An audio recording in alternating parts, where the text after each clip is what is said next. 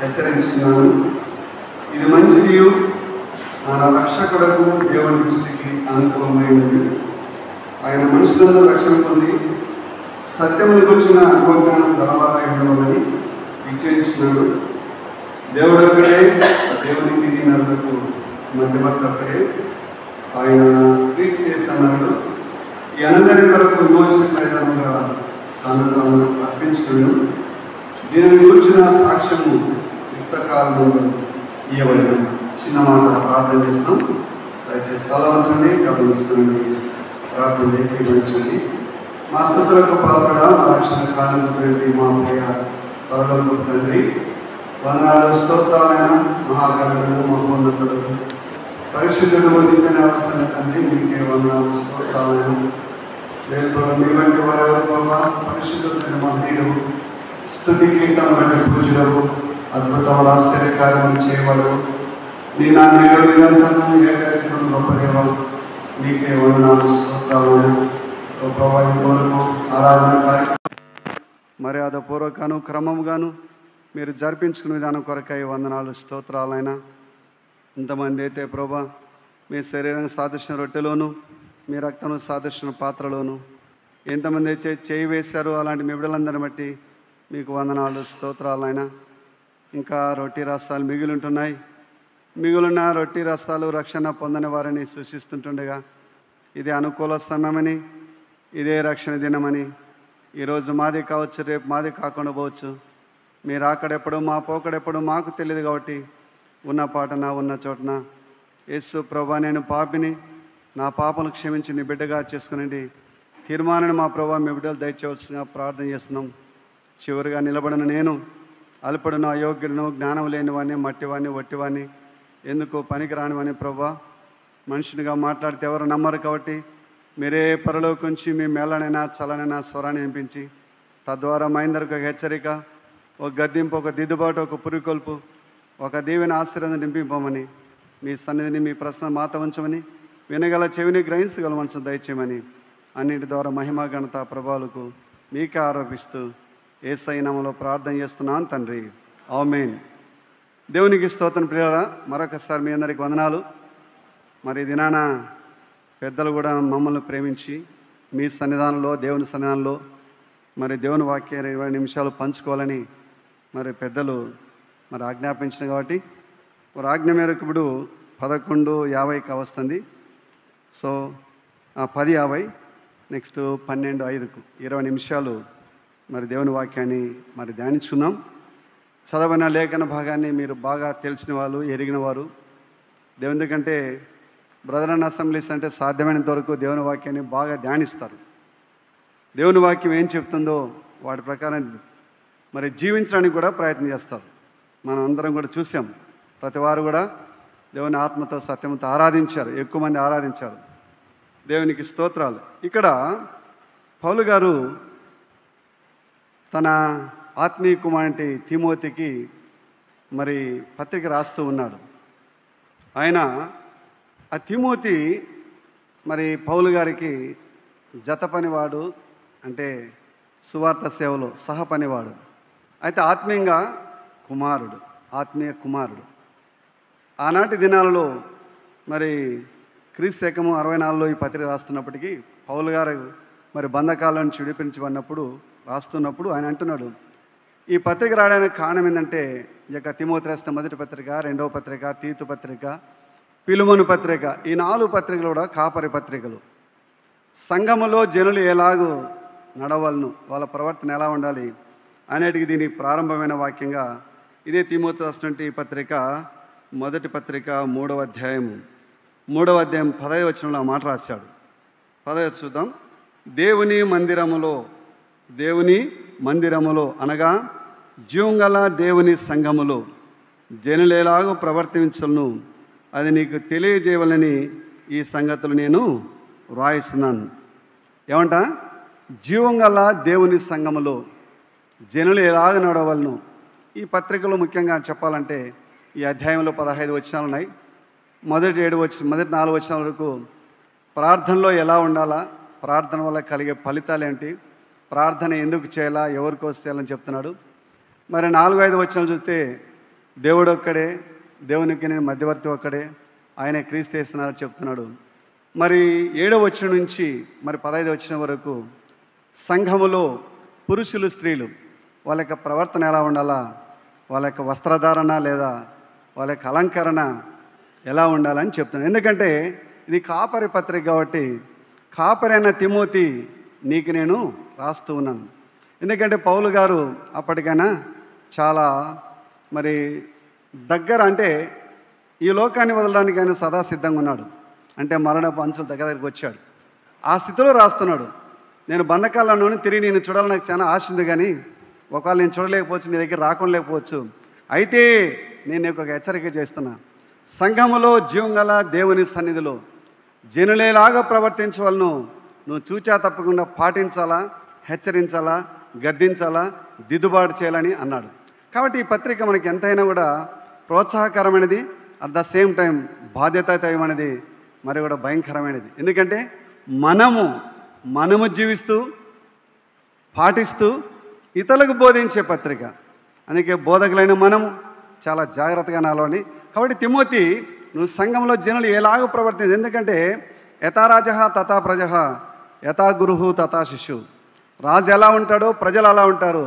కాబట్టి రాజు బాగుంటే ప్రజలు కూడా అలా ఉంటారు, గురువు ఎలా ఉంటారో శిష్యులు అలా ఉంటారు.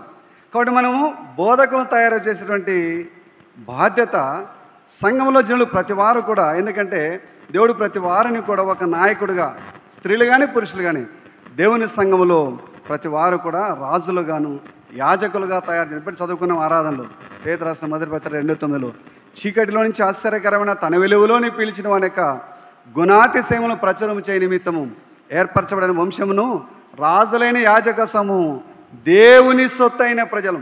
యాజకులుగా ప్రతి వాడు కూడా యాజకుడుగా తయారు కావాలంటే సంఘములో, సజీవమైన సంఘములో, సజీవుడైన దేవుని సంఘములో జనులు ఆత్మీయంగా సజీవంగా ఉండాలి. అంత ఆత్మీయంగా ఎదగాలని ఆశపడుతున్నాడు. అందుకని అక్కడ చెప్తున్నాడు, ఆ 4 వచనాల్లో, మొదటి 4 వచనాల్లో ప్రార్థన యొక్క ఎంత ప్రాముఖ్యమైనదో, ప్రార్థన వల్ల ఎంత విలువైనదో, ప్రార్థన ఏమి చేస్తుందో, ప్రార్థన ఎందుకు చేయాలో ఆయన చెప్తున్నాడు. 2వ మాటలు చూడండి, 2వ వచనం 4వ వచనంతో 3వ చూద్దామా. ఇది మంచిది, మన రక్షకుడు దేవుని దృష్టికి అనుకూలమైనది. ఏది మంచిది? ప్రార్థన చేయటం మంచిది. ఇది ఎందుకు చేయమంటున్నాడు? మొదటి వచనం ఎందుకు చేయమంటున్నాడు? మనం సంపూర్ణ భక్తియు మాన్యతయు కలిగి నెమ్మదిగాను సుఖముగాను బ్రతుకు నిమిత్తము అన్నిటికంటే ముఖ్యముగా మనుషులందరి కొరకును, రాజుల కొరకును, అధికారులందరి కొరకును విజ్ఞాపనలు, ప్రార్థనలు, యాచనలు, కృతజ్ఞతాస్తులు చేయవాలని హెచ్చరించుచున్నాను. అంటే మనం సమాజంలో మన ఒక్కరి కోసం కాదు, మన ఆయన పేరు వారి కోసం కాదు, మన బంధువుల కోసం కాదు, ప్రపంచంలోనే సకల పరిశుద్ధుల కొరకు ప్రార్థన చేయవలసిన బాధ్యత యాజ్ ఏ బిలీవర్గా మన మీద ఉంది. ఒక విశ్వాసిగా, ఒక విశ్వాసాలుగా మనము చేయాలని. ఎందుకు చేస్తున్నాడు? అలా చేస్తే ఇది ఎవరికి ఇష్టము? దేవుని దృష్టికి చాలా ఇష్టమైనది. మన ఉద్దేశం ఏంటి? ఎప్పుడు కూడా దేవుని దృష్టిలో ఉండాలని, దేవునికి ఇష్టకరంగా జీవించాలని, దేవునికి మనం యోగ్యంగా ఉండాలని, దేవుడు పిలిస్తే సదాసిద్ధంగా ఉండడానికి ఆయన దృష్టిలో మంచిది.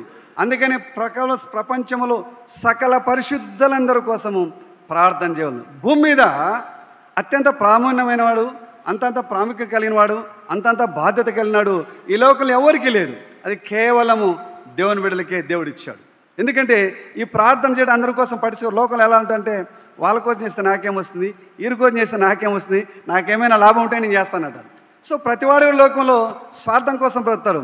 కానీ యాజ్ ఏ బిలీవర్గా, ఒక విశ్వాసిగా ప్రపంచంలోని సకల పరిశుద్ధుల కొరకు ప్రార్థన చేయవలసిన బాధ్యత ప్రతి క్రైస్తవుని మీద, ప్రతి క్రైస్తవురాల మీద. ఎందుకంటే ఇది దేవుని దృష్టిలో మంచిది. ఇది దేవుని దృష్టిలో మంచిది కాబట్టి దేవునికి ఇష్టపరకమైన చేయని మనం ఇష్టపడమా? ఒక మానవుడు ఏదైనా మనం మెచ్చుకుంటామంటే వాళ్ళ దృష్టిలో పడాలని మనం ఏమేమో చేస్తాం. ఒక మనిషి ఎవరైనా మనల్ని అభిమానిస్తున్నారంటే వాళ్ళ దృష్టిలో పడాలని మనం ఏమేమో చేస్తాం. కానీ ప్రభువైన దేవుడు, తండ్రి అయిన దేవుడు ఇది చేయటం మీకు మంచిది, నాకు ఇష్టకరమైనది ప్రభు కోరుతున్న. కాబట్టి మీరు ప్రార్థనలు చేసినా, యాచన చేసినా, ప్రార్థన చేయండి, వినిపించుకోవడం. యాచన అంటే అడక తినడం అని ఇంకేమిటండి? మరి నెక్స్ట్ ప్రార్థన చేర్చును, యాచనలు చేసును, కృతజ్ఞతాస్తుతులు చెల్లించను. ఇది ఏది చేసినా ప్రభుకి ఇష్టకరం. అందుకే మనం చూస్తాం కదా, మీరు పానము చేసినా భోజనము చేసినా ప్రభు మహిమార్థమే చేయాలంట. మనం ఏది చేసినా అల్టిమేట్గా ఎక్కడలా మన గోల్ అంతా ప్రభు మీద దృష్టించాలి. ప్రియులారా, మనం గమనిస్తున్నాం, మనం కూర్చొని ప్రార్థన చేసినా, మరి పండుకొని ప్రార్థన చేసినా, మోకాల మీద ప్రార్థన చేసినా, కళ్ళు మూసుకొని ప్రార్థన చేసినా, సాష్టాంగ నమస్కారం చేసినా, ఏది చేసినా మన విన్నపాలు మన యొక్క విమోచన ఎక్కడాలంట. ఒకసారి చూడండి, పేతురు రాసినటువంటి మొదటి పత్రిక 4వ అధ్యాయం 6వ వచనం చూద్దాం. 4వ అధ్యాయం 6వ వచనం 4వ అధ్యాయం 6వ వచనం పేతురు రాసినటువంటి మొదటి పత్రిక 4వ అధ్యాయం 6వ వచనము 4వ అధ్యాయము 6వ వచనం చదువుమా. మృతులు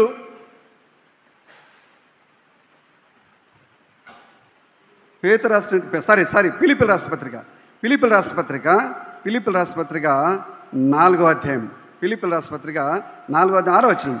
దేనిని గురించి చింతపడకుడు కానీ ప్రతి విషయంలోనూ ప్రార్థనా విజ్ఞాపనం చేత కృతజ్ఞతాపూర్వకంగా మీ విన్నపములు దేవునికి తెలియజేయడి.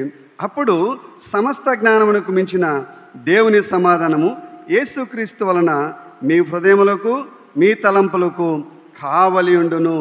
దేనిని గురించి చింతపడకుడు కానీ ప్రతి విషయంలోనూ ప్రార్థనా విజ్ఞాపనల చేత కృతజ్ఞతాపూర్వకంగా మీ విన్నపములను దేవునికి దేని విషయమైనా సరే, అది ఏదైనా సరే మనకుంటే ఒకే ఒక పెద్ద ధీమా ఏంటంటే, ఒక అస్యూరెన్స్ అంటే ప్రార్థన అనేది ఏమైనా సాధించగలదు. Prayer can change anything. భూమి మీద 2-3 ఎక్కడైతే నానాముల గురించి ప్రార్థన చేస్తుంటారో వాళ్ళ మధ్య నేనుంటానని దేవుడు సెలవిచ్చిన దేవుడు నమ్మదగిన దేవుడు, సెలవిచ్చిన దేవుడు న్యాయవంతుడైన దేవుడు, సెలవిచ్చిన దేవుడు గొప్ప దేవుడు, సెలవిచ్చిన దేవుడు అన్ని చూస్తున్న దేవుడు, సెలవిస్తున్న దేవుడు అన్నింటినీ కాపాడుతున్న దేవుడు ఒకటి, చూస్తున్న దేవుడు, పోషిస్తున్న దేవుడు, కాపాడుతున్న దేవుడు. ఆయనకు అసాధ్యమైనది ఏదైనా ఉన్నదా? అయితే భూమి మీద నా నామములో అనగా యేసయ్య నామములో ప్రార్థన చేయట మంచిది అంటున్నాడు. కాబట్టి మనం ప్రార్థన చేస్తే మన విన్నపాలు కానివ్వండి, మన యాచనలు కానీ, మన కృతజ్ఞత వచనాలు కానీ ఏవైనా సరే ప్రభుకి ఇష్టకరంగా ఉంటాయన్నమాట. ఇష్టకరంగా ఉంటాయి కాబట్టి మనం అందుకని పౌలు గారు తన తిమోతికి రాస్తూ ఊరికే చెప్పలేడు, ఆయన చేస్తూ, పౌలు గారు చేస్తూ, ఆయన చూడండి, ఆయన పత్రికలు 14 పత్రికలు రాస్తే ప్రతి పత్రికలో కూడా ప్రార్థనతో చేస్తున్నాడు. కాబట్టి ఆయన ప్రార్థన చేస్తూ, ఒకసారి చూడండి ఇదే పత్రిక చూడండి, తెస్సలోనికీయులకు రాసినటువంటి మొదటి పత్రిక మొదటి అధ్యాయము 2వ చూద్దాం. విశ్వాసంతో కూడిన మీ పనిని, ప్రేమతో కూడిన మీ ప్రయాసమును, మన ప్రభువైన యేసుక్రీస్తునందలి నిరీక్షణతో కూడిన మీ ఓర్పును మేము మన తండ్రి అయిన దేవుని పేరట మానక జ్ఞాపం చేసుకుంటూ మా ప్రార్థన యందు మీ విషయమై విజ్ఞాపన చేయొచ్చు అందరి నిమిత్తము ఎల్లప్పుడూ దేవునికి కృతజ్ఞతాస్తుతులు చెల్లిస్తున్నాను. అంటే అర్థం ఏంటి? ఆయన చేసిన ప్రతి పత్రికలో కూడా ఆయన మానక ప్రార్థన చేస్తున్నట్టుగా మనం చూస్తున్నాం ప్రియులారా. కాబట్టి అలాగనే చూడండి, ఫిలిప్పీయుల రాసిన పత్రిక 1వ అధ్యాయం 3వ వచనం. మొదటి దినం నుండి ఇది వరకు సువార్త విషయంలో మీరు నాతో పాలివారైనట్టు చూచి మీలో ఈ సత్క్రియ ప్రారంభించిన వాడు యేసుక్రీస్తు దినం వరకు దాన్ని కొనసాగించడానికి రూఢిగా నమ్ముతున్నాను గనక మీ అందరి నిమిత్తము నేను చేయు ప్రార్థనలో ఎల్లప్పుడూ సంతోషంతో ప్రార్థన చేయొచ్చు నేను మిమ్మల్ని జ్ఞాపకం చేస్తుండు ఎల్లప్పుడూ నా దేవునికి కృతజ్ఞతాస్తుతులు చెల్లించుతున్నాం. ప్రియులరా, పత్రికలో కూడా పౌలు గారు ప్రార్థన చేస్తున్నాడు, తన యొక్క విశ్వాసకు వంటి తిమోతిని కూడా ప్రోత్సహిస్తున్నాడు. అంటే అర్థం ఏంటి? అల్టిమేట్గా మనందరూ నేర్చుకుంటూ ఉండాలా, మరి ప్రార్థనలో ఎదుగుతూ ఉండాలా, నేర్పిస్తుండాలి. ఇది చేస్తూ ఉంటే ప్రభువుకి ఇష్టకరంగా ఉంటుంది, ప్రభుకు మహిమకరంగా ఉంటుంది. కాబట్టి ఆయన ప్రార్థన చేస్తున్నాడు, ఆయన కూడా పురుగొల్పుతున్నాడు. కాబట్టి సంఘంలో ఇలాగు చేయట సంఘాన్ని మంచిది, సంఘంలో సకల పరిశుద్ధులు మంచిది. కాబట్టి తిమోతి నువ్వు మానక ప్రార్థన చేస్తూ ఉండవాలంటున్నాడు. ప్రియులరా, ఇది మొదటి 4 వచనాలు చూస్తుంది. నెక్స్ట్ మనం చూసినట్టయితే 5వ వచనం చూస్తే ఏమంటాడు? దేవుడు ఒక్కడే, దేవునికిని నరులకును మధ్యవర్తి ఒక్కడే, ఈయనే యేసుక్రీస్తు అని నరుడు. దేవుడు ఒక్కడే, అందుకని మనకు దేవుడు ఒక్కడే. దేవునికి నరులకును మధ్యవర్తి ఒకడే. అందుకని మనం పిలిపిల రాష్ట్రపతిలో చూస్తాం 2:6 క్రీస్తు యేసు కలని మనుషుని మీరును కలిగి ఆయన దేవాతి దేవుడండి, దేవునితో సమానుకుని భాగ్యం ఎంచుకొనక దాసుని స్వరూపం ధరించుకొని తను తాను తగ్గించుకొని రిక్తనిగా చేసుకుని చెడిపోయి పడిపోయి నిత్యనాశనానికి ఉద్యోగాడుతున్న నిన్ను నన్ను రక్షించడానికి ఆయన లోకానికి వచ్చాడు. మొట్టమొదటిసారి ఆయన దేవుడు, తర్వాత కుమారుడైన క్రీస్తు, తర్వాత పరిశుద్ధాత్మ. ప్రియులరా, దేవుడు అంటే ఆయన తన కుమారుని యేసుక్రీస్తు వారిని పంపించగా, అదే మనం ఆరాధన నేర్చుకుంది, తన కుమారుని పంపించగా ఆయన తను తాను ఏం చేశాడు? తను తాను ఈ లోకానికి వచ్చి మనందరి నిమిత్తమై తన ప్రాణాన్నే దారపోసాడు. ఆయన దారాన్ని అందుకే ఆరాధన మనకు జ్ఞాపకం చేసింది. మా ఆయన శరీరం సాధించిన రొట్టెలోను, ఆయనక రక్తాన్ని సాధించిన పాత్రలోను మనం పాల్పంపులు పొందాలంటే ఆ ప్రభు తన యొక్క ఆజ్ఞను పొందినాడు. కుమారుడు తను తాను తగ్గించుకొని రిక్తనిగా చేసుకొని చూడనొల్లని వాడుగాను, వ్యసనాక్రాంతుడుగాను, వ్యాధిని అనుభవించగాను, మనుషులు చేస విసర్జింపబడిన వాడుగాను ఆయన స్వరూపాన్ని సొగసును మనము కోల్పోయినట్టుగా మనం చూస్తున్నాం. ఆ దేవుడు తగ్గించుకొని వచ్చాడు. అయితే మనం కూడా ఆయనలాగా ఉండాలని, ఆయనలాగా జీవితాలని దేవుడు ఆశపడుతున్నాడు. అందుకని దేవుడు అక్కడే దేవునికి నరులకును మధ్యవర్తి ఒక్కడే ఆయన క్రీస్తు. ఈయనందరి కొరకు విమోచన క్రయధనంగా తన్ను తాను అర్పించుకున్నాడు, అందరి కొరకు. ఎందుకంటే మనుషులందరూ రక్షణ పొందాలని. అందుకని ఎలా వచ్చాడు ఆయన? యోహాను రాసినటువంటి ఈ సువార్త 1వ అధ్యాయంలో ఆయన ఇదిగో లోక పాపమును మోసుకొని పోవు దేవుని గొర్రె పిల్లలాగా ఆయన ఈ లోకానికి వచ్చాడు. ఈ మాట మనం గమనిస్తున్నాం. నమ్మిన మనము ఈ లోకంలో మనం కూడా ఎలా ప్రతి వారు కూడా పొందిన మేలుల ఉపకారాలను జ్ఞాపం చేసుకుంటూ ప్రభు యొక్క రక్షణ సువార్తను ప్రకటించడానికి వెళ్ళాలి. Each one catch one. ప్రతి వారు ఒక్కొక్కరు చెప్పాల్సిన బాధ్యత మనందరం ఉంది. ఎందుకంటే దేవాతి దేవుడు ఆయన లోకానికి వచ్చి కేవలం 33 సంవత్సరం లోకంలో జీవించి లోకమంతరికి సువార్తను ప్రకటించి చనిపోయి సమాధి చేయబడి తిరిగి 3వ దినాన్ని లేపి పరలోకానికి ఆరోహణమై వెళుతున్నప్పుడు ఆయన విన్నాడు, మీరు సర్వలోకానికి వెళ్ళండి, సర్వ సృష్టికి నా సువార్తను ప్రకటించండి, నమ్మి రక్షణ పొందినవాడు పరలోక చార్జమును, నమ్మని వానికి తీర్పుందని మీరు వెళ్ళండి అని చెప్పాడు. ప్రియులరా, ఆయన వెళ్ళి 11 మంది శిష్యుల్లో వాళ్ళు వెళ్ళారు, ప్రపంచం అంతా ప్రకటించగలరు. ఈరోజు కోట్ల మంది శిష్యులుగా మనం ఉంటున్నాం. మరి ఎంతమందికి మనం సువార్త చెప్తున్నాం? ఈరోజు మనం చెప్తున్నాం మన కుటుంబాల్లోనే రక్షణ పొందిన వారు అంటున్నారు, మన బంధువుల్లోనే రక్షణ పొందిన వాటి కారణం ఏమిటి? ఎవరు కారణం? ఎవరు బాధ్యులంటే వీఆర్ రెస్పాన్సిబుల్. కానీ మనమే మన ప్రవర్తన, మన జీవితాలే వాళ్ళని మార్చలేకపోతున్నాం. అందుకని రోమిల రాష్ట్రపతి 2:20 అంటూ అన్యుల మధ్యలో నా యొక్క నామం దూషింపబడుతుందంటే మిమ్మల్ని బట్టే కదా, మీ ప్రవర్తన బట్టే కదా. మన యొక్క జీవితాలు మన ప్రవర్తన బట్టే మనం చూస్తున్నారు. మన కుటుంబంలో మన బంధువుల మధ్యలో, మన అయినపోయిన మధ్యలో, మన చుట్టుపక్కల ప్రాంతాల్లో ఎక్కడున్నా ఏ చోటన. సో మనం ఎట్లా? So we are model. So we are believers. How is our behaviour? మనం ప్రవర్తన ఎలా ఉంది? మన విశ్వాసమే మన ప్రవర్తన ఉంది అనే ప్రియులరా. అందుకనే యేసుప్రభు యొక్క మరి సువార్తలో మొదటి 4 సువార్తలు యేసుప్రభు జీవితాన్ని వెళ్తే 5వ సువార్త నా జీవితమే. మనది కూడా ఒక జీవితమే, మన జీవితం ఒక సువార్త. అందుకని మన యొక్క ప్రవర్తనని, నీ జీవితమే అనేక మందికి నడిపించగలగాల. నీ ప్రవర్తన ద్వారా అనేక మంది నడిపించాలంటే వీఆర్ మోడల్. ఈ సొసైటీలో మన మాదిరికరంగా జీవించాలంటే మన మాదిరి యేసుప్రభు. ఆయన మీద దృష్టించుకొని ఆయన ఎలా ఈ లోకంలో జీవించాడు, మనం ఎలా జీవిస్తున్నాం అనే ప్రశ్న మనం వేసుకుంటే ఖచ్చితంగా సరెండర్ అవర్ లైఫ్, మన జీవితాలు మనము ఆయనకు సమర్పించుకుంటాం.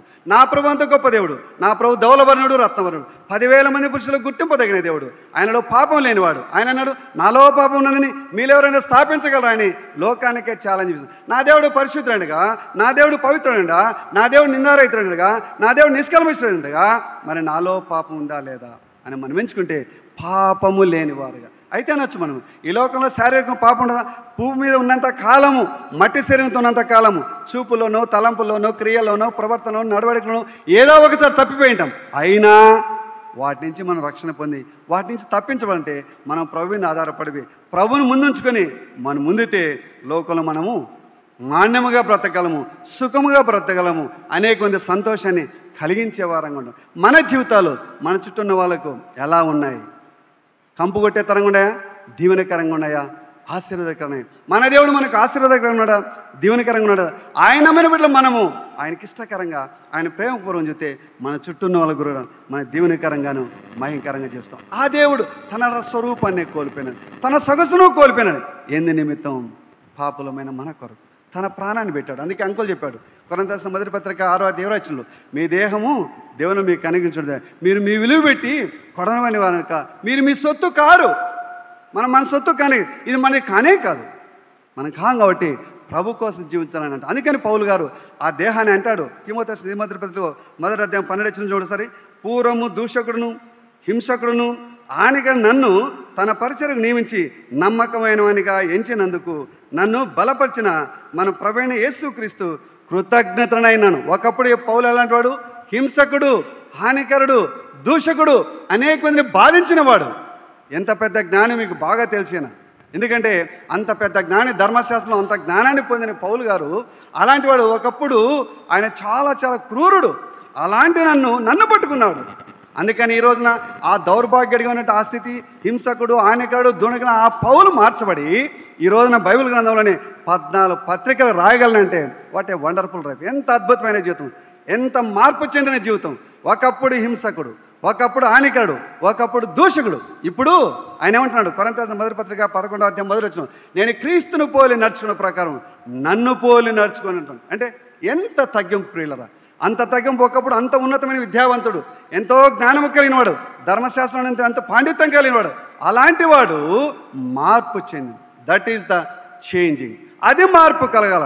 క్రీస్తు నమ్మిన బిడ్డలో మార్పు కలిగితే ఆ మార్పు చెందిన జీవితమే అనేక మందిని ప్రభు దగ్గరకు నడిపిస్తుంది ప్రియులరా. అందుకనే తన కుమారుని తిమోతి నేను వచ్చేది రాకడొకలా, నేను ఈ లోకం ఇడిచిన జనులు జీవంగల దేవుని సంఘంలో జనులాగా ప్రవర్తించవలను.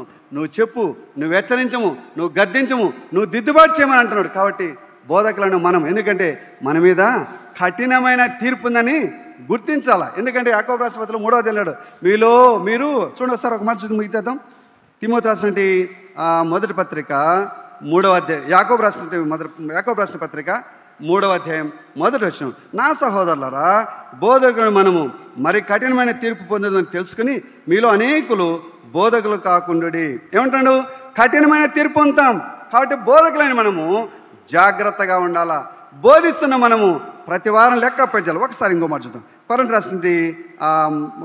రోమిల్ రాష్ట్ర పత్రిక 8వ అధ్యాయం 14వ అధ్యాయం, రోమిల్ రాష్ట్ర పత్రిక 14వ అధ్యాయం 12 వచనం చదువుతాను.